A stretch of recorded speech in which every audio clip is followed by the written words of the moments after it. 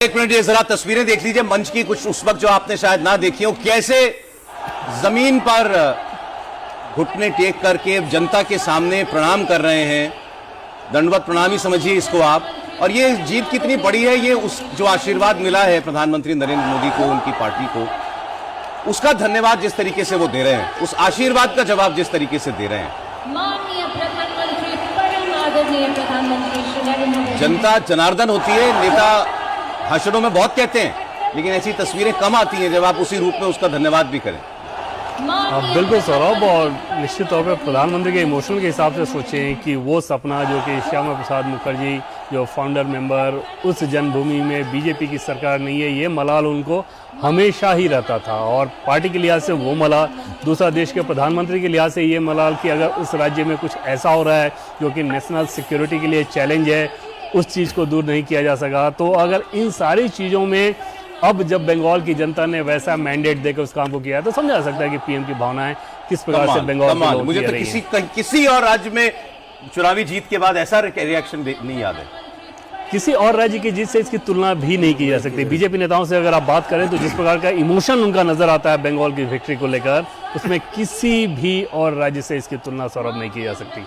जबकि बड़े राज्य हैं, उत्तर प्रदेश भी जीता है, महाराष्ट्र भी जीता है, सब किया है, अपने दम पे सरकार बनाई है, पोल्यूशन की भी नहीं है, लेकिन बंगाल को लेकर के ये भाव जो दिखा। अब आज जैसे आपने वो देखा ना मंच पे, पहले हम लोग बात कर रहे थे कि 98 साल के व्यक्ति बीजेपी के कार्यकर्ता, वो श्यामा प्रसाद मुखर्जी जी के साथ तिरंगा फहराने के लिए जम्मू कश्मीर गए थे और जेल गए थे उसके बाद। उस तरह का व्यक्ति और उस राज्य में अगर बीजेपी इतने सालों तक शासन में नहीं आ पाई तो ये समझा जा सकता है कि मलाल कितना बड़ा रहा होगा। और जैसे कि पहले सर हम लोग बात करते रहे, बीजेपी के बड़े नेताओं का ये मानना था कि अगर बंगाल के लिए 2-3 राज्य चले जाएं तो भी कोई बात नहीं। ये बड़ी बात है, आपको बतानी चाहिए एक बार फिर। ये तो मतलब कि भाई इस पार्टी के लिए बंगाल क्या है। जी हाँ बिल्कुल। और उसमें जब बीजेपी का टॉप लीडरशिप आप समझें तो उनमें से एक नेता से, क्योंकि एकदम व्यक्तिगत बात थी इसलिए नाम लेना ठीक नहीं है, लेकिन जब उस बातचीत में मैंने कहा कि बंगाल की विक्ट्री कितनी महत्वपूर्ण है आप लोगों के लिए, तो बड़े इमोशनल होकर उन्होंने कहा कि बंगाल की जीत के सामने अगर हमसे कोई ये कहे कि ये 2-3 राज्यों में आपका शासन नहीं रहेगा, आपकी पार्टी का शासन नहीं रहेगा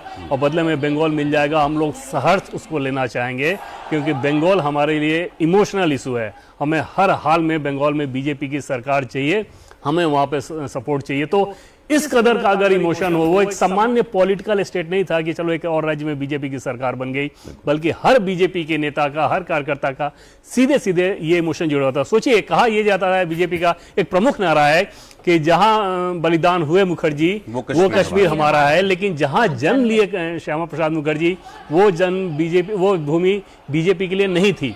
और उस नारे को गढ़ने का इंतजार इतना लंबा अगर वक्त लगा, बहुत पेशेंसली बीजेपी ने वेट किया और फाइनली रिजल्ट। और वो उसकी तस्वीर हमने मंच पर आज कई बार देखी है, या हम कहें जब से प्रधानमंत्री पहुंचे आज कोलकाता तब से ही देखी है। पहले तो एक रथ पर सवार होकर वो मंच तक पहुंच रहे थे, लेकिन अचानक प्रधानमंत्री ने, वो जो हम पीपल कनेक्ट की बात करते हैं, उनके अनुभव की बात करते हैं, तो अचानक प्रधानमंत्री ने तय किया और श्रमिक भट्टाचार्य और शुभेंदु अधिकारी से पहले बातचीत की, फिर अपनी सिक्योरिटी में लगे लोगों को ये बताया कि अब हम नीचे उतरेंगे। फिर वो नीचे उतरे और पैदल मंच तक गए लोगों का अभिवादन स्वीकार करते हुए।